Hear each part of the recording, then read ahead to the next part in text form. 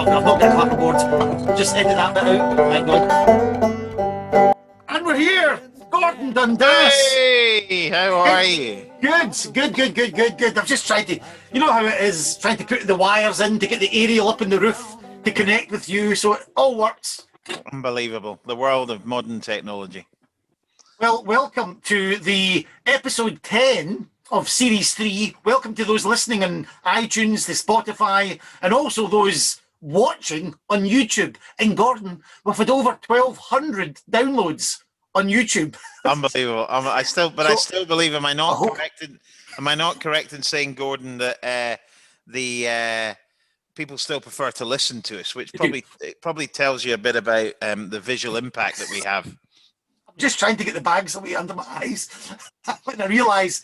But we just throw it on YouTube because sometimes you hold up things to camera, and it's nice to see the guests. I know podcast is about listening, but if you listen, you can go back and see.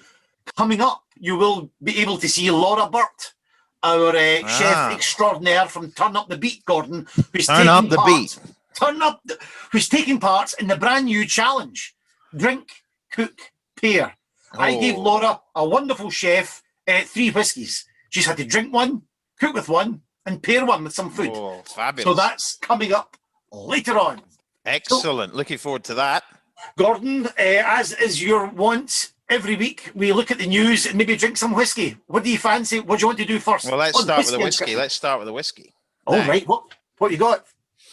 I have, it's Feis Ile week. It's Islay Whisky Festival, that other 2 big whiskey festivals in Scotland every year. Spirit of Speyside, which we've just done about 2 or 3 weeks ago with Tamdhu. And now it's the land of the peated monsters, the land of peat, Islay. What an amazing whiskey festival that is. I've done it many, many times. So they're doing virtual whiskey festivals. The reason it's a little bit different to what was done for Spirit of Speyside is every distillery has their own day. So, there's quite a lot of, I'm just having a look at the program, but I mean, it starts tomorrow. And then the 27th of May. Sorry to interrupt, Gordon, just in case you're listening, it's on demand. 27th of May, 2021. Yeah, and it runs all the way through until Sunday, the 6th of June, which is actually Jura Day. So every distillery has its own day. And so you can see all that detail. And there's lots of tours and lots of things done by every distillery.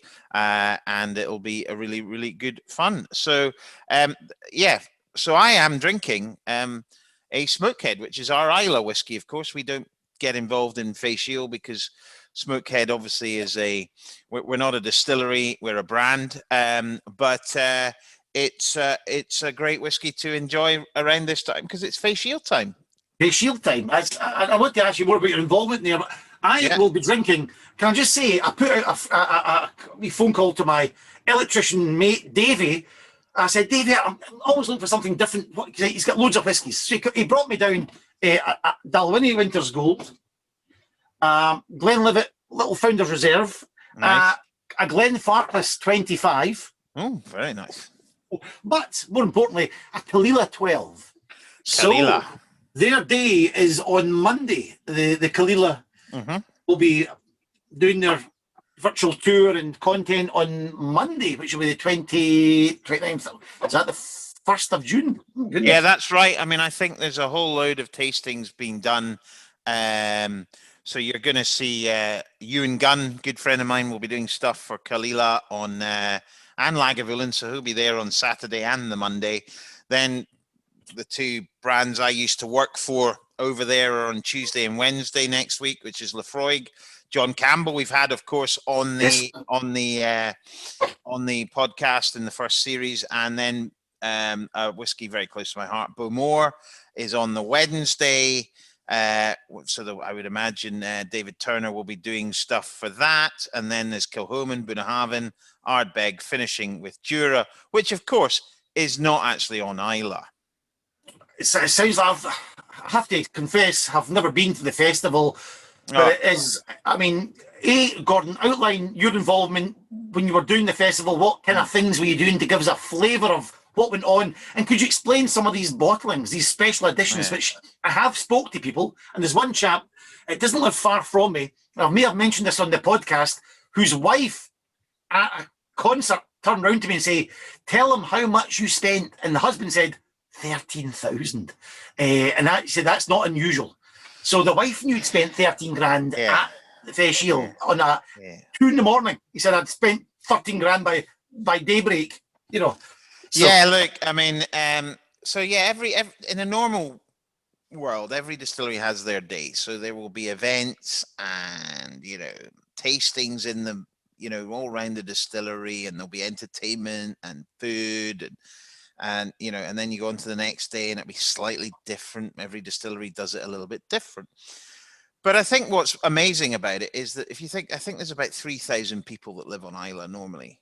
During Feis Ile, it's over 10,000. So there's people camping everywhere. There's not a room to be had anywhere. And it really is an amazing. And the last 2 or 3 years I did it, the weather was phenomenal as well. I mean, baking hot. I mean, you know, wonderful. And you know what was great about it from a perspective of a, you know, being a brand, a distillery over there, was that you put these events on actually in the distillery, which doesn't actually happen if you think about it. What we do very often, you don't get big events at the distillery. So I was doing tastings in the malt barns, for example, at Bowmore, where I actually was. We were focusing on the travel retail range.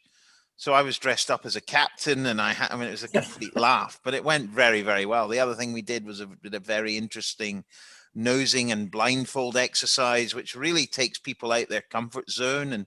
And then we had another, you know, David Turner was doing tastings in the number one, you know, warehouse, did a tasting one year with John Campbell in the warehouse at Lafroig, which was just incredible. Wow. And, you know, 80 odd people there.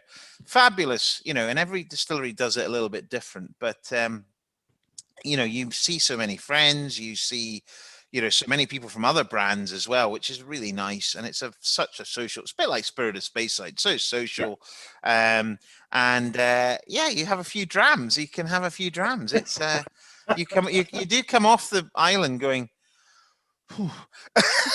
you know, you're a little bit like, that was amazing. But I mean, it's a fabulous thing, and we hope it comes back next year to the full whack of normal. But I mean, you know, both these festivals, whether it's in Speyside or whether it's on Islay, are fantastic reasons on their own to come to Scotland if you like a bit of whiskey. Feis Ile is a pilgrimage for many people, as is Speyside. So yeah, I mean, I've done some amazing things, not just at those distilleries, but around the others. And I bet you have. Just as an airline captain, that's what we want to listen to. I miss not going to Islay. I really miss it. Yeah.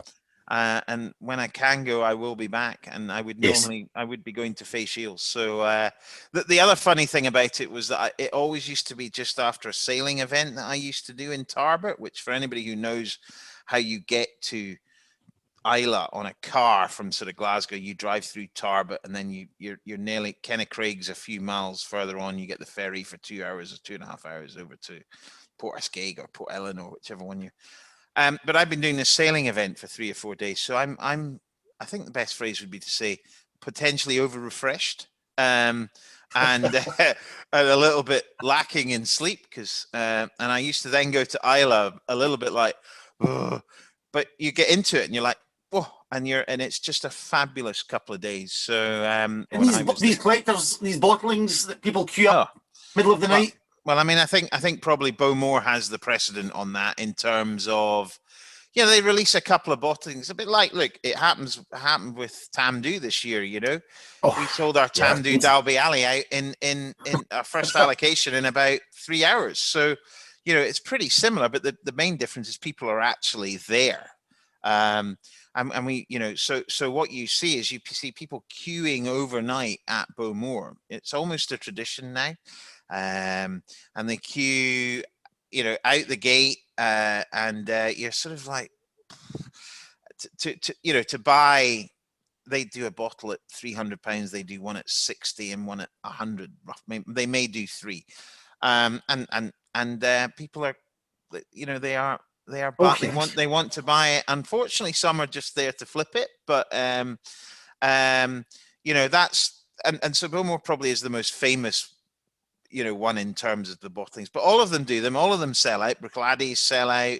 They do an Octomore or Port Charlotte or whatever it may be. There's always a Carchis from Lafroig, which is incredible. The Kilchoman guys do a great bottling, really strong following. There's not a distillery on Islay that doesn't have a strong following, let's be honest. So I think the only ones who probably couldn't do anything at the moment is Ardnahoe, because they don't have any whiskey. So that's pretty much how it works. And hugely popular. Wow. And if you've been, and if you want to get in touch, we have a couple of comments on our Facebook page. I'm having difficulty communicating through Podbean, where we host the audio, Gordon, because they want to download an app and blah, blah. So thank you for getting in touch. But we've got a Facebook page, which I know a few of you have contacted us through. So yeah, I'd love to hear some of the stories of Feis Ile. And I remember, without giving too much of the game away, some German lads coming to Glengoyne after the festival. So they wanted more.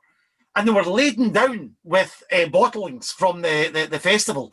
And they asked if they could send it over to Germany, back to Germany. And I don't think I'm giving any secrets away. I'm not going to tell you who they were, when it was. But I think it was about £45,000 worth of whiskey that had to be insured for to send it by courier back to That's the kind of, and they were back at Glengoyne to do a tour. So they love the smoke and the non-smoke. But can I say? Yeah. No, I was just going to say the other thing is also at the front end of Feis Ile. So generally at the beginning of the week before or the weekend before is the Campbelltown sort of puts on a little bit of a whiskey festival, or a sort of, so that you can go there, and because it sort of makes sense if you're heading out to Islay, then you just drive 45 minutes further down the road and you're in Campbelltown. So might be an hour, but so yeah, I mean it's a complete sort of journey experience for a lot of people. Fabulous, and it's that and the Spirit of Speyside really are fantastic. I like the history, and we'll maybe get no time to get into it today, but you have to look at, I think the Spirit of Speyside was 1999 it started, and really the rise of the single malts already was underway, but my goodness, 10 years hence, with these festivals and then all the people in social media going right, it really has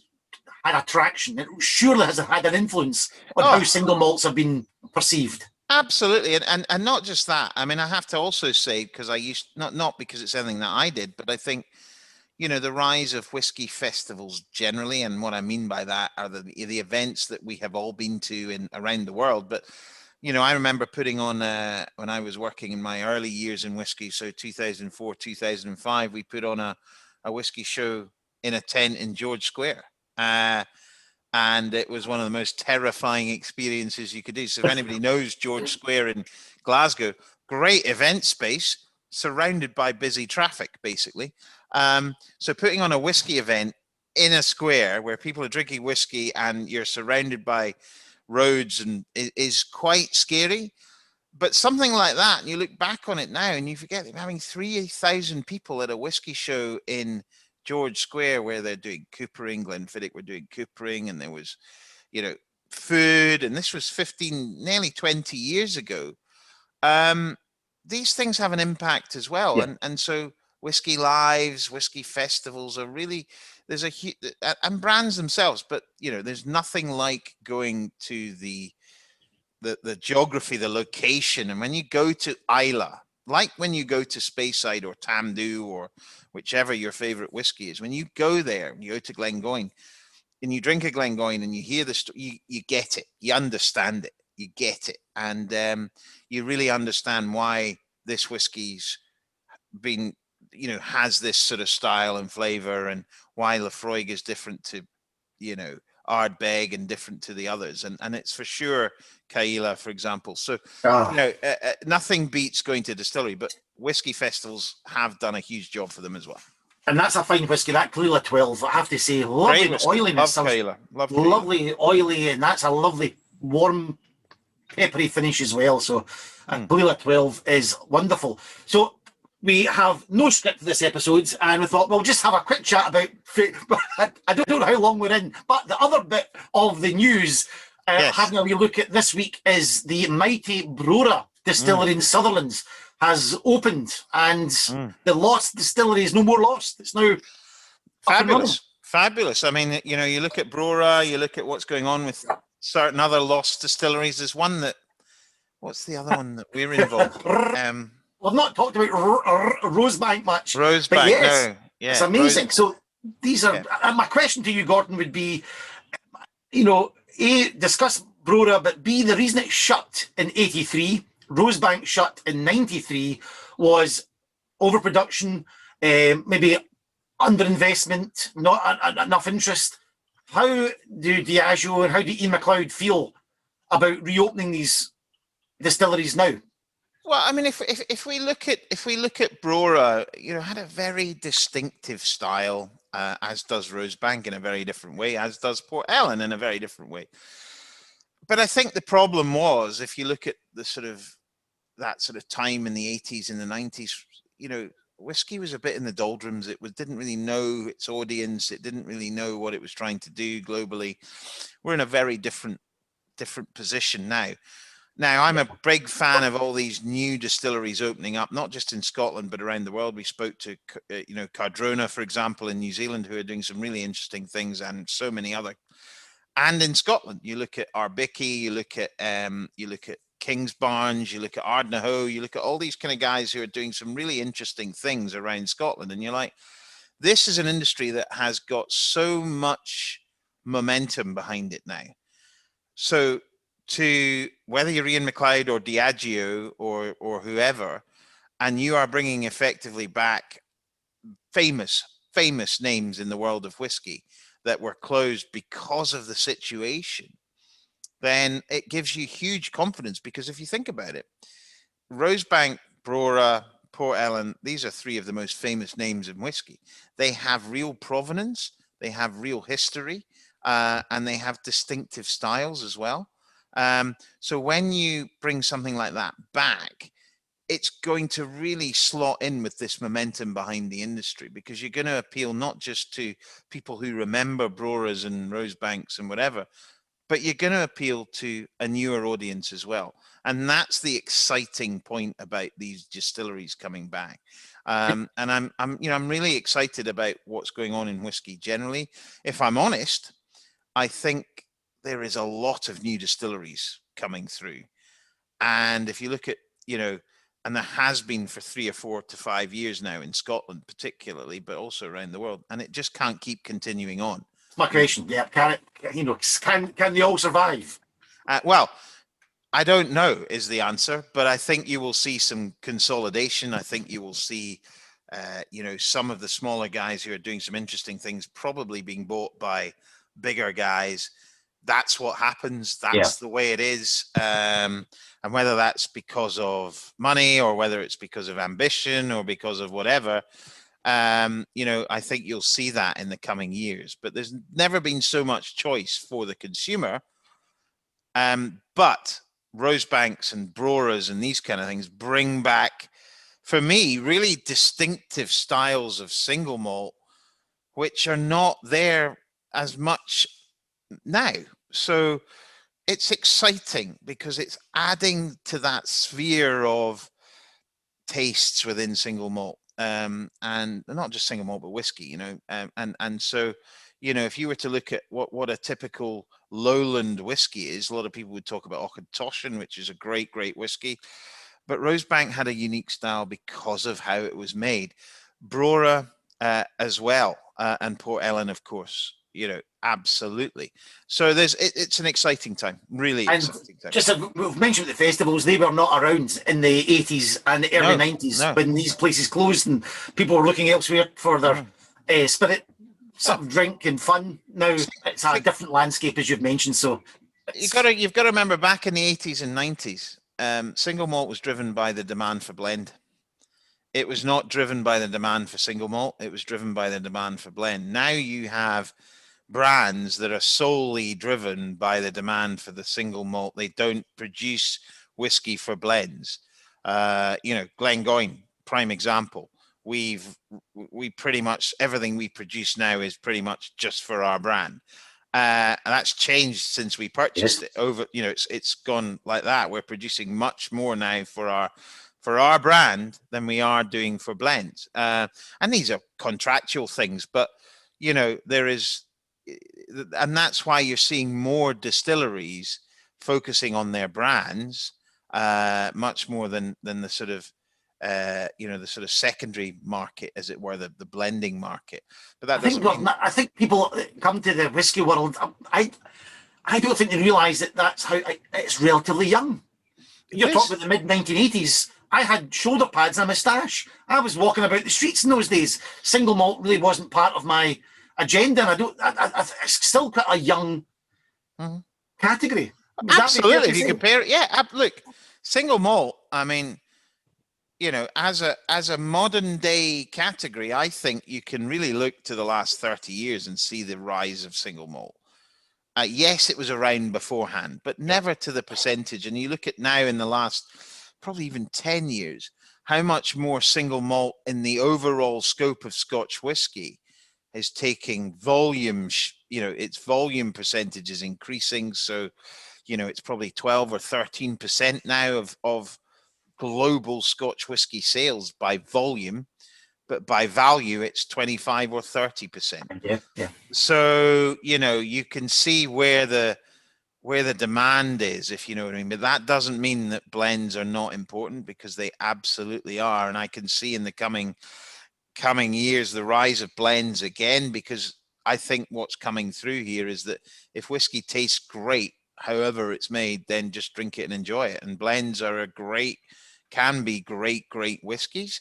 And blended malt, don't forget, blended malt will become something which is really, really interesting, because blending malts together is an obvious thing to do. We do one which I think is fabulous. I know you do as well. 6 Isles.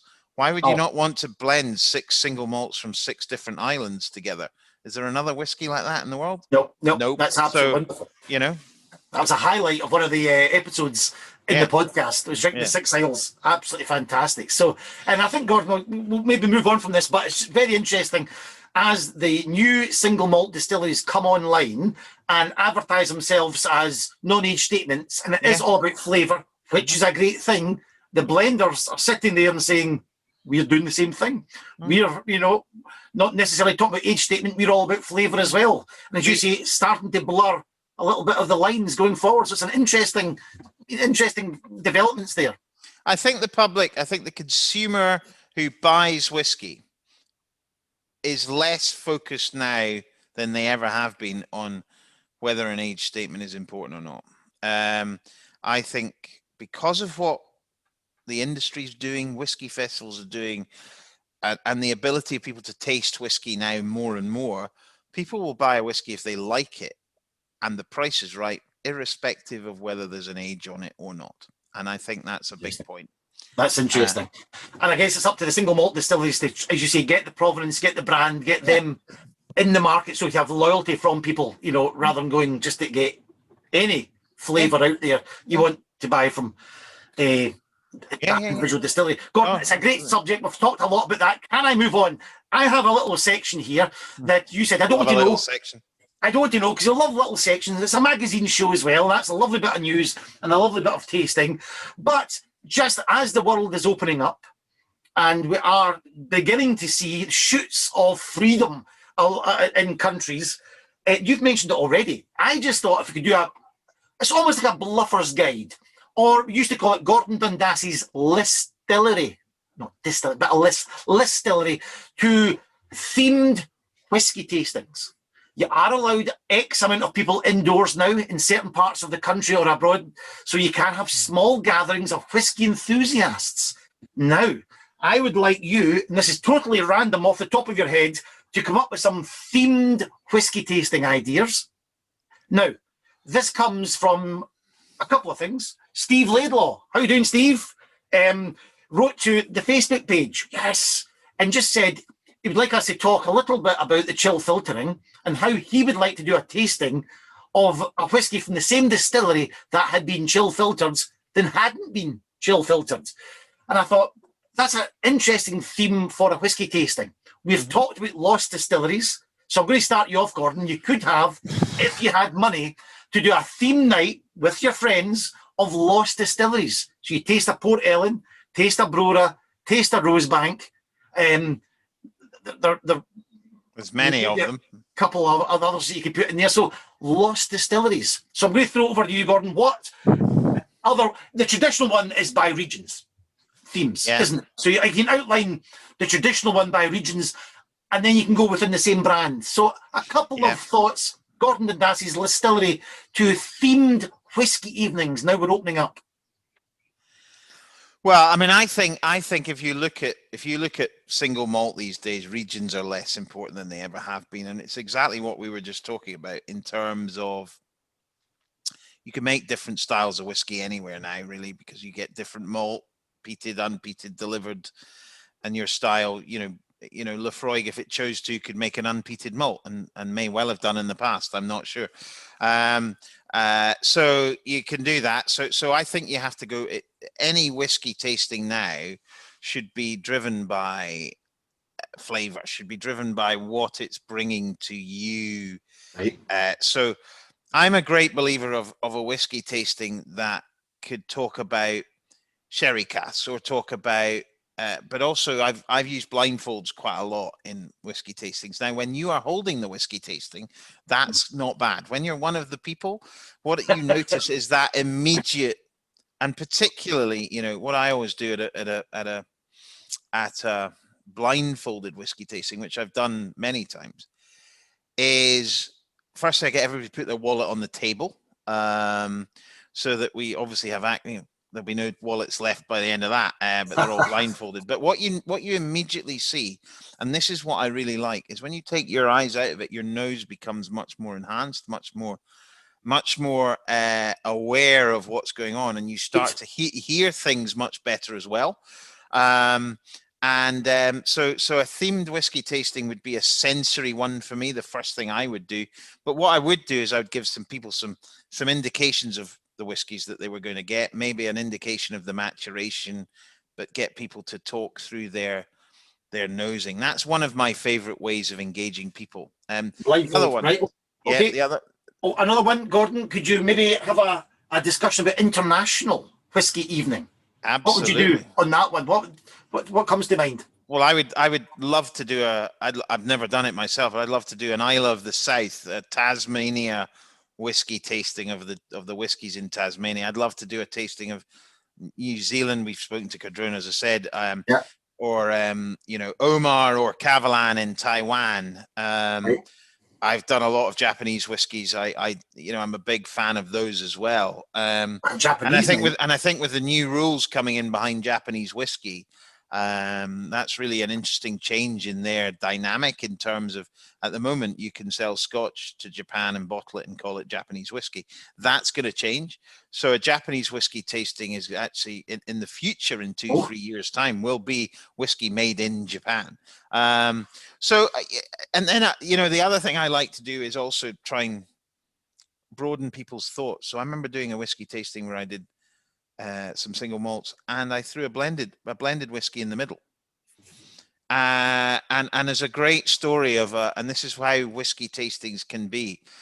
There's a great story of a friend of mine who did a tasting, independent guy, did a tasting in Germany, I think, and he was doing a whiskey tasting of just 5 random whiskies, and he told everybody, I think he told them the sort of rough, didn't give away too much information. Middle whiskey was a Black Bowmore, £10,000 worth of whiskey, 42.7% alcohol, legendary whiskey, and under half the room picked it out as their favorite. That sort of shows you that whiskey is all about the individual, but of course people do get led a bit about what you would say. But if I was going to have an amazing, and these are the things you need to think about. If I was going to have an amazing whiskey in a tasting, you should actually put it at the beginning. You should actually put it at the beginning, but you never do, because you want to end on the amazing whiskey. Yeah. So there's a lot of things food brings in so much. You could do a food pairing one. What about you, Gordon? You've done a lot of tastings. What would you do? You could bring in some theatrical experience, your background. I do, yes, that's right. Sort of act out some sort of historical moments from those whiskies that you're tasting.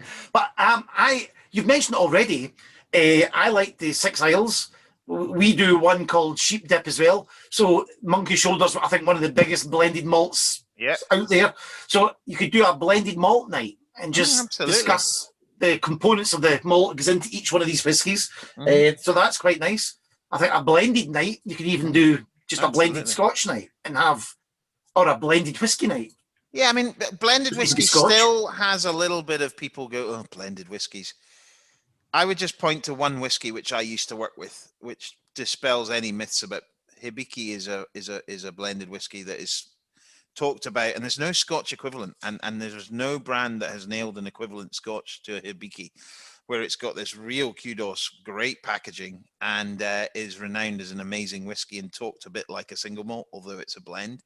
Yeah. And so I think there's a gap in the market there. I'm just going to phone innovation now. Right, guys. I think we need a Muck Hibiki. Well, that's what Compass Box were trying to.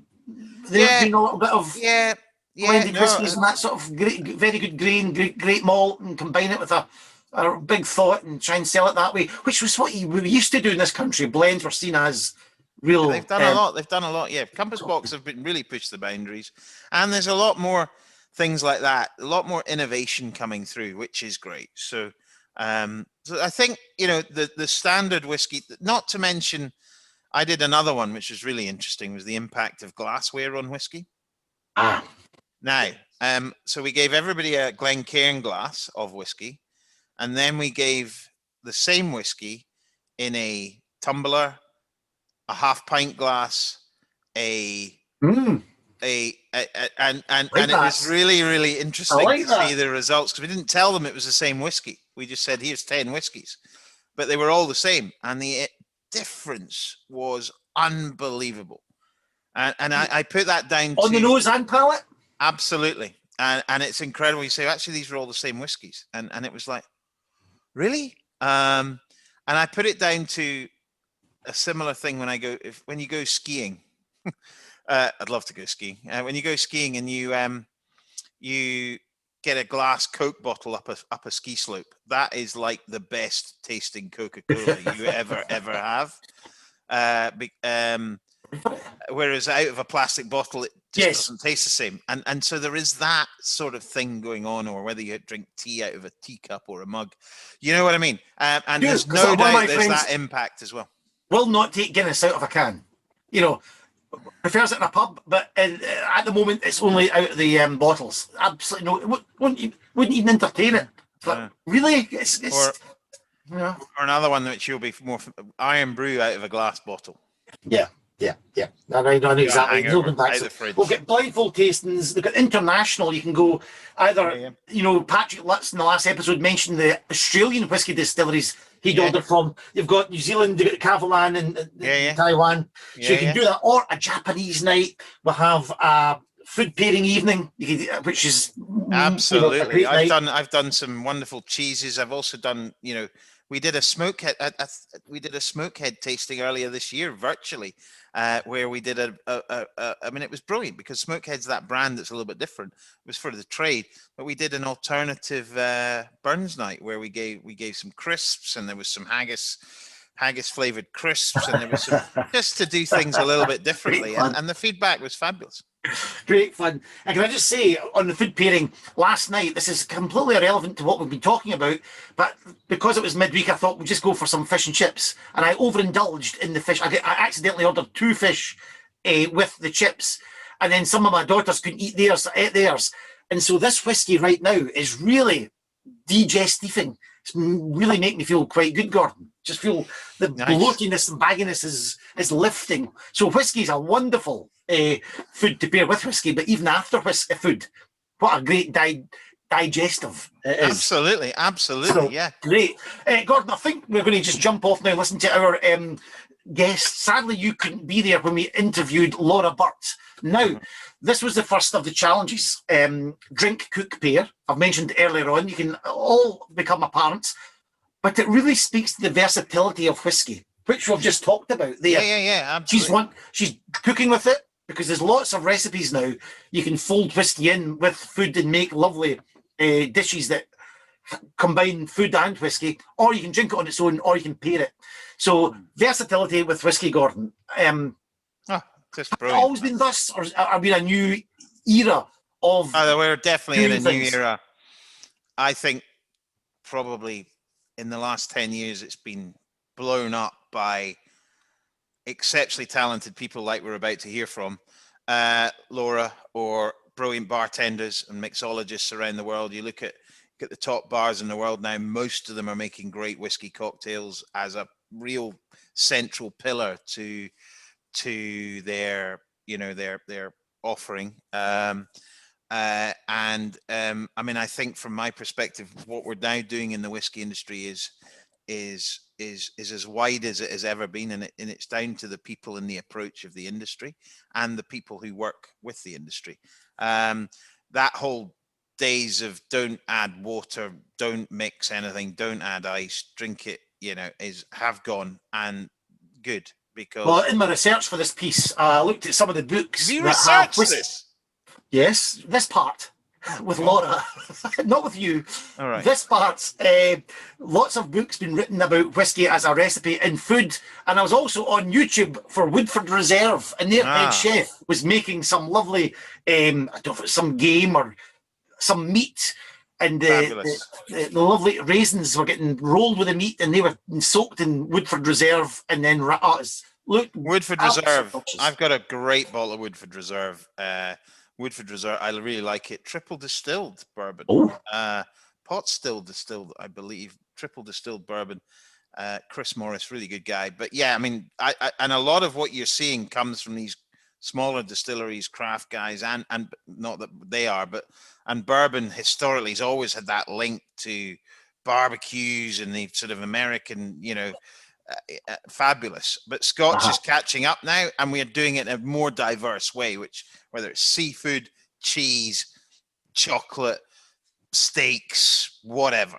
And it's great. Here we go, the first installment, and this might be part of our next series, Drink, Cook or Pair. Take it away, it's Laura Burt. And I'm delighted, our first guest to play DCP is Laura Burt. Hey! How are you, Laura? Thanks for having me on. This is brilliant. I'm so excited to be a part of it. Well, Laura, you come highly recommended. I actually have tasted some of your amazing food, and so when I was trying to work out this game show, I thought, I want to get Laura. I want to get the brains behind Turnip The Beet to come and play. Could you tell us all a little bit about your business? Who is Turnip The Beet? What is it? Well, Turnip The Beet, it became established about 3.5 years ago, so we're still a wee baby, really. But we're basically existing now as a world cuisine deli on the West Highland Way. We're only about a mile away from Glengoyne Distillery, and we are a catering company as well. So we do bespoke catering, and we also have a small zero waste shop, and we just do eco-friendly take-home meals as well. So we've got a few different forms. Yes. Identities. And highly recommended as well. And just on your website, you have had one or two quite big clients in the corporate world. We have, the biggest being Glengoyne Distillery. Yeah, no, we've done a lot of different things. The catering has taken us here, there, and everywhere, really. But Give us a wee flavour. I saw on the website you've got BBC up there, you've got European Athletics up there, Royal Bank of Scotland's. What one sticks out? What one was a good gig? Just give us a flavour of what you do out there. So for the European Championships, we were in the tent at the outdoor swimming events, and we were catering for the BBC crew there. So that was really good to be behind the scenes, just soaking up the atmosphere and making sure everyone was well fed. And then I think probably one of the most unusual things we've done is the food styling on Harry Styles' music video, Adore You. So there's some scenes in that video where you'll see food like a mini taco, or there's a patisserie scene. That's all us. That's all the little Turnip The Beet team behind that. Believe it, Harry Styles, you must have got quite a shock when you turned on this camera. You must have thought you were back speaking to Harry Styles again. But no, it's okay. Actually, I did. It's okay. It's okay. So that was amazing because food styling, you know, I've got recipe books in the house there. It's so important, you know, how food looks on the camera. It's not just about eating, it's about conveying how it looks, I would imagine, can be two different things. Sure. I mean, you must be used to that with the distillery. You've got to do a lot of materials, and it looks like you've done it already there with your little whiskey deck, Gordon. Correct. And if you're listening to this on Spotify or iTunes, you can go and find us on YouTube and you can see what I look like, which I'm afraid is not, what Laura looks like and what Turn Up The Beet looks like and my whiskey looks like. So that's a nice visual cue. But yeah, I've done a small bit of styling. Would that work? I definitely noticed that. I'm very impressed. So Laura, that's great about Turn Up The Beet. Just a little bit before we play Drink, Cook, Pair. Could this take over the nation? I'm not. Your own food journey, where did it begin, and what got you into this whole business in the first place? Funnily enough, I actually used to work for, I'm sure you'll remember, Gail McCreth, who catered at the distillery. Probably around 16 years ago now. So when I was about the age of 15, 16 years old, I would come up to the distillery with Gail and we would do her classic salmon with roast potatoes and oats and butter and serve it to the functions at the distillery. And then from there, I ended up just working my way up from service into the kitchen. And then I went off to France and worked in the chalets, did some training there. Spent a good couple of years in and around France, cooking there. And then I moved on to the super yachts, which is where it really all started to take off, where I had some real chefing experience and had the joy and the luck of working with some really good chefs and some really exotic places all around the world. You can't stop there. Come on, I am a Below the Deck fan. So, have you watched them all? And for those that don't know, check Netflix Below Deck, whether it's Caribbean or Mediterranean. So, yeah, just a little insight of where you've gone. Just tantalises us with some of the travels from the past. We miss them. So lucky. I've been to Dominican Republic, where we swam with humpback whales. I've been out all around the Mediterranean, all around the Caribbean, the States. Very luxurious. Not your usual chef upbringing, just slaving away in the kitchens. It's definitely work hard, play hard.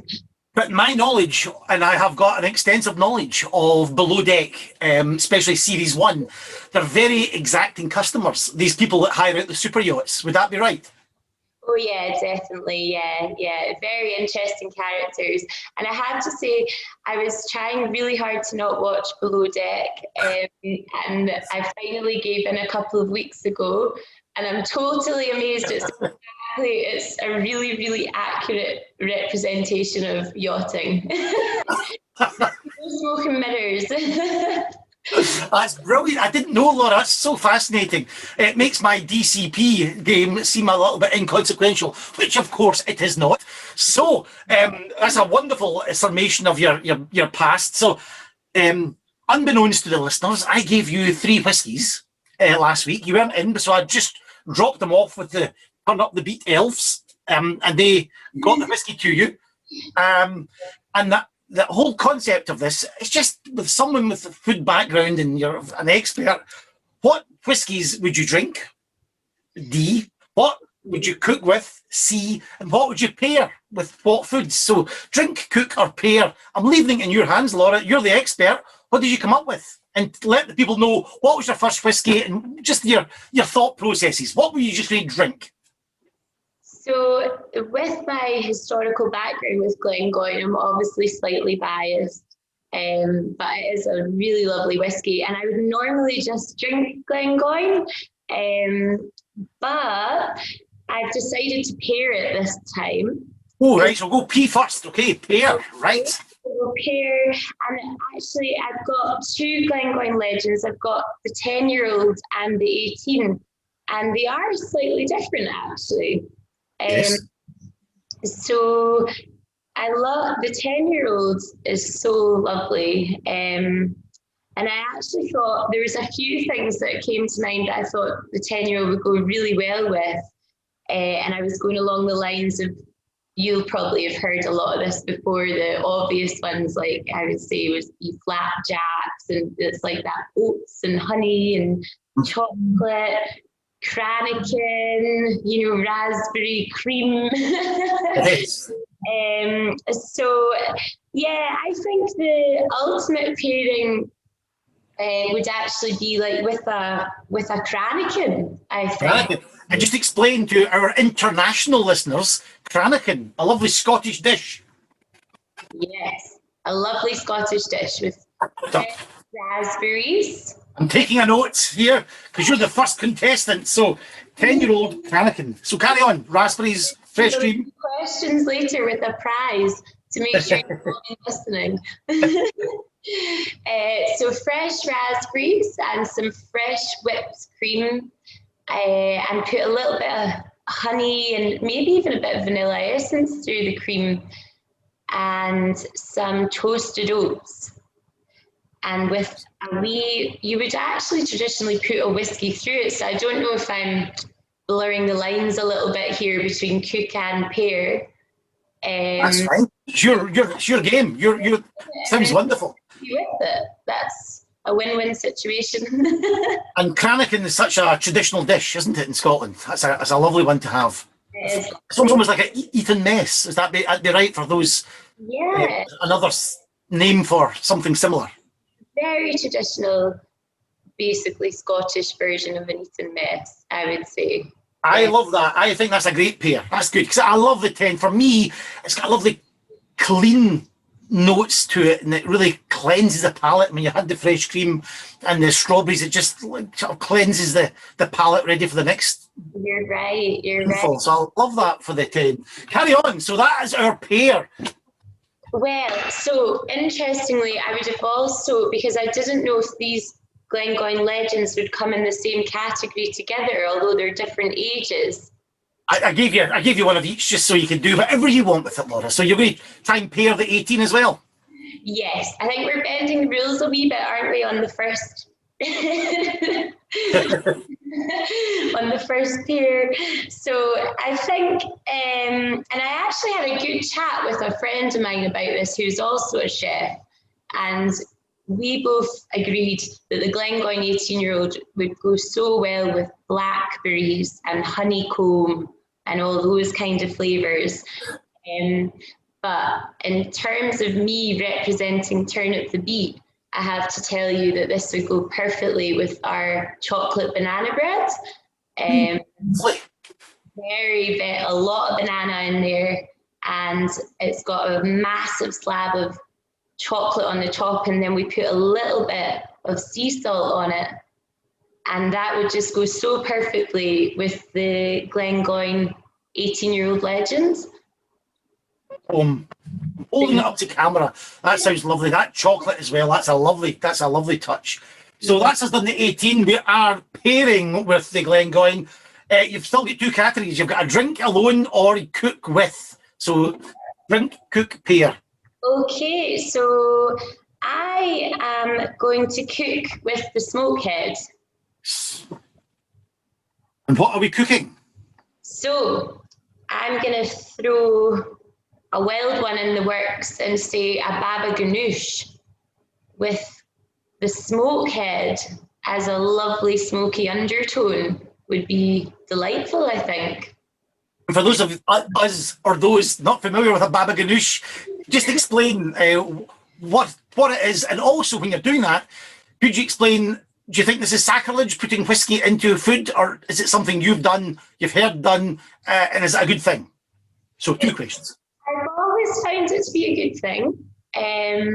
but mainly because I've only ever used it in Scottish traditional cooking where it belongs really naturally.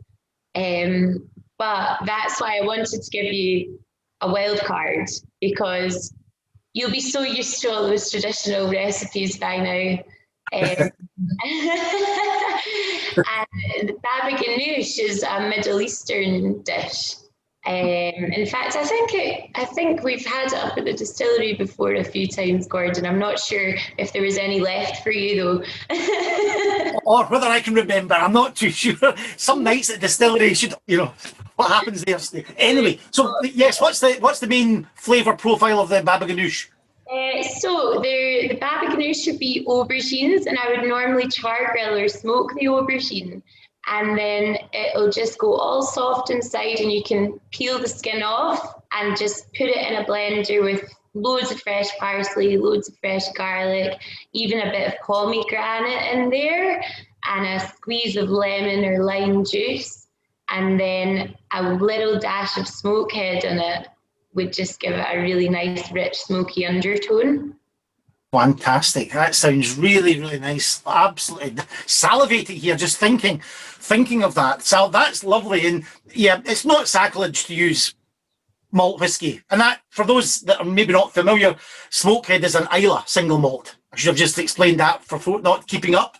So that would be a lovely sort of smoky undertone, as you mentioned. So we've got the pear for the 18, we've got the cook with the Smokehead, which means you're tasting and drinking the Tamdhu,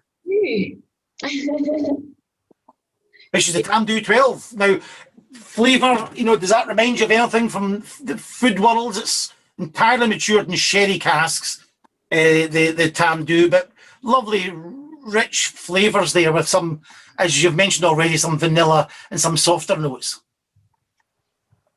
I'm just having a wee taste. Good. It would be really nice. No, I absolutely love the Tamdhu. It's absolutely gorgeous. It reminds me of, I took part in the Dramathon up north, Yes. That was one of the distilleries that the Dramathon goes past. That's halfway. Yeah, that's right. And it's a stunning distillery as well, isn't it? Absolutely. You'd have crossed the Spey just after Ballindalach and Cragganmore distilleries, and then you run along the side of the Spey, and then you come to Glengoyne. I was doing the half marathon in the first one, and when I saw the dunnage warehouses of Tamdhu, it's almost that poster of Platoon. I was on my knees and my hands in the air. Thank God. So, but you had to carry on. Did you do the whole shooting match? I got pretty close, and then in true style, I conked out. It's a talent of mine. I do a lot of running, and I get really close to the end, and then I manage to faint. It's just something that I do. I get too excited, but the most important thing is I still got my wee bag of miniatures at the end, which is why we do it, isn't it? That's like the best incentive to run ever. So it is. It's great fun, and I've mentioned it on the podcast before, but we started certainly the first one at Glenlivet. We started. No. Glenfarclas and Glenfarclas we started, and you finished Glenfiddich. That's right.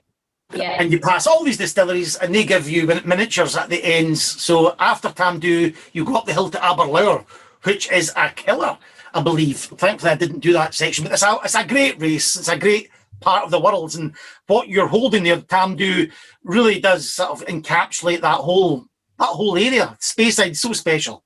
It really does. It's gorgeous, and I think this is a really well-rounded whiskey.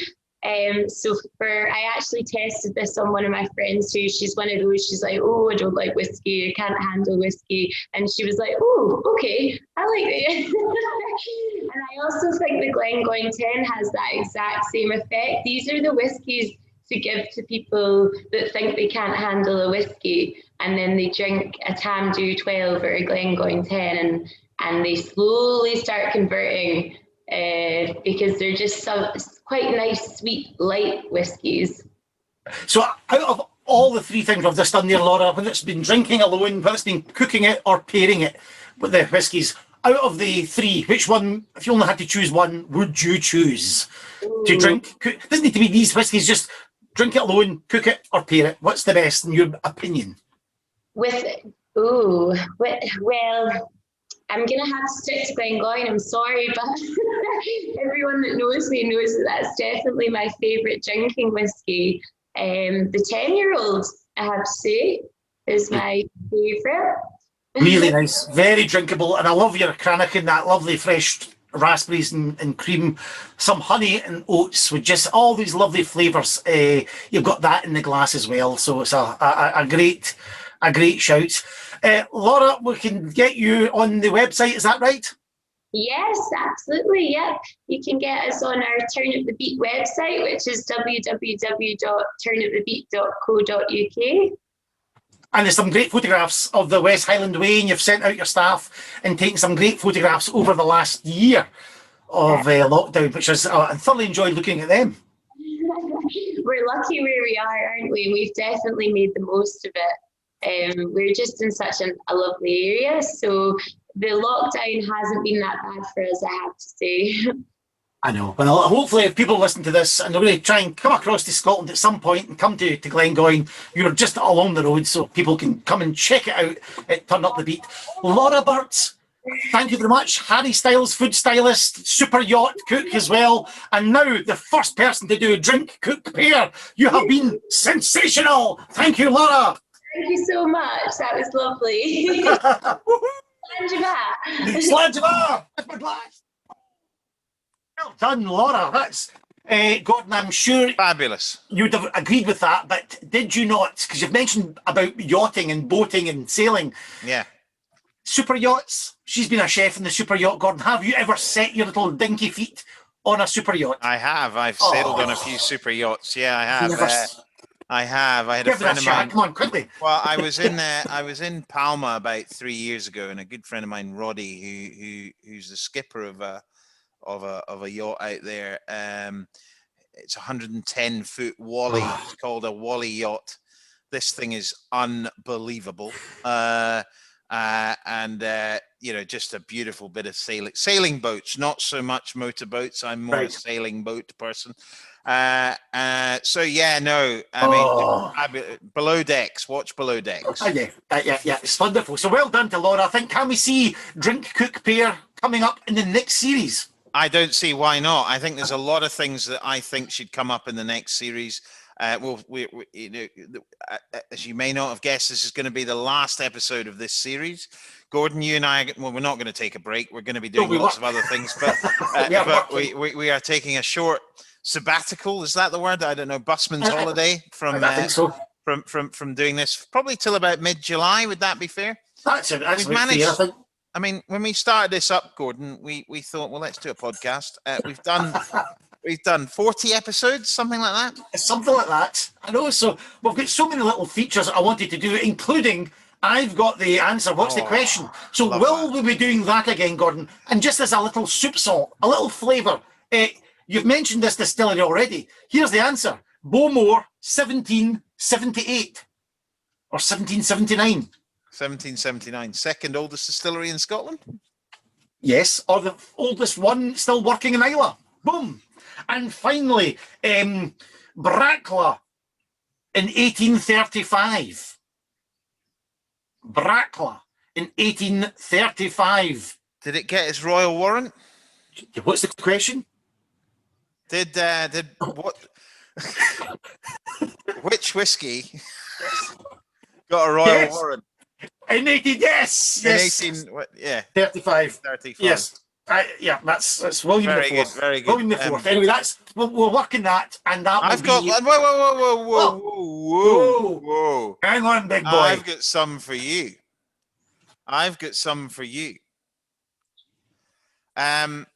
Talking of that, Lefroy in 1994. Ooh. Which distillery celebrated 150 years of existence? No. Oh, it's the bar. Not even the bar. No, Gordon, I give in to that one. Which Islay distillery received a royal warrant from Prince Charles? Ah, of course. Did he filled up a cask when he was there? Is that right? I think he did. Yeah. He was Yeah, back yeah. there about a year, two or 3 years ago as well. Yeah. That's nice. So Gordon's got the answer. It's just what the question is. Here's another question. Speyside with over 55 distilleries. What is the biggest whiskey region in Scotland by distillery? Correct. By numbers, boom. So this is another. Earlier on, we talked about themes for whiskey tastings. This could be a theme. Here's the question: what's the answer? Yeah, absolutely. I think we need to do more of that. I think we need to do more of that. So, we'll do more of that. And also, I don't have time for objects that changed the course of history. Oh, yes, this series, we talked copper, advertising, money, and all sorts of tartan trues to indicate the tourist industry that's now around the world of whiskey. So there's more of that. I've got a few up my sleeve. We never got quite round to, Gordon, sadly. And just absolutely. A quick word on some of the people we've had. Just a big thank you to people like James Campbell, Sandy McIntyre. Oh, absolutely, yeah. Leonard Russell, don't forget the boss. Don't forget Leonard. Absolutely. Look, we couldn't do this without everybody's generous time that they give us. Sarah Elsom, Ian Burnett, Dougie Wiley, and Danielle Murphy as well. Yeah, no, absolutely. Stuart Hendry, Dave Cummings. Yep, that's all. I wanted to mention everybody from this series, so thank you to all them. Absolutely, and we will be back. So we've got 40 episodes of content on Podbean, on YouTube. Well, not on YouTube, only the last series is on YouTube. But so catch up with it. There's some really, really good stuff there. We'll be back with the same format. We're not going to really change it, but we'll be back in mid-July, I suspect, with some more Whiskey Unscripted.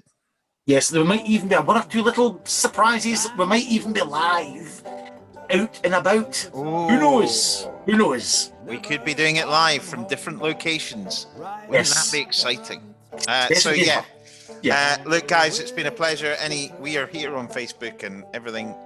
Keep in touch, and we'll see you all soon. Slàinte mhath. Gordon, Slàinte mhath. Great episode. Thanks. Your health.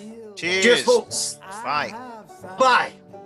Well, that was the end of a fantastic episode. I hope you enjoyed that. Just a quick word about the musician here, Dave Arcari. He's in the Smokehead sessions starting June the 7th. There's 4 of them that month, 8 o'clock. Head to Dave's Facebook page or his website, Dave Arcari. Thanks for music, Dave, and have a great June with those sessions. Everyone, goodbye.